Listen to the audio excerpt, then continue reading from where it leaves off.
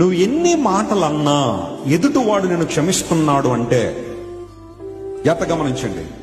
నువ్వు ఎన్ని మాటలన్నా ఎదుటివాడు నేను క్షమిస్తున్నాడు అంటే నువ్వు చాలా ప్రమాదకరమైన స్థితిలో ఉన్నావని గుర్తించాలి. ఎందుకోసం తెలుసా?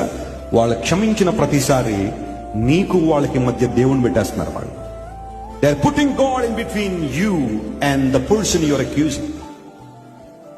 ప్రతీకారం తీర్చుకునే వాడి కన్నా క్షమించేవాడికి ఎక్కువ భయపడాలండి మనం. ఎందుకోసం తెలుసా? ప్రతీకారం తీర్చుకునేవాడు అప్పటికప్పుడు అయిపోతుంది, ఆ డీల్ అయిపోతుంది. ఓ మాట అంటే ఇంకో మాట అనేసారనుకోండి, దానికి అక్కడతో చెల్లు అయిపోయింది.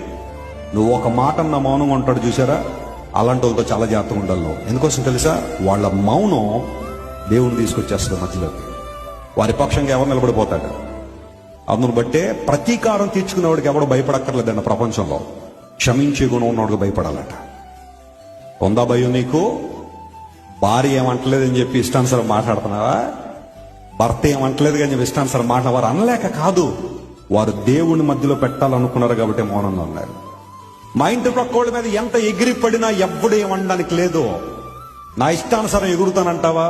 వాళ్ళు కూడా నీలాగా ఎందుకు ఎగరట్లేదో తెలుసా? వారు దేవుని మధ్యలో పెట్టాలనుకున్నారు కాబట్టి. తోటి విశ్వాసి నేను ఎన్ని మాటలన్నా పడుతుందండి, నన్ను క్షమించేస్తుందండి, అందరూ బట్టి నా నోరు ఉంది కదా, ఇష్టానుసారం మాట్లాడతాను, నిందలు క్రియేట్ చేస్తాను, రూమర్ క్రియేట్ చేస్తాను, ఎవడు నన్ను అడగడానికి లేదు.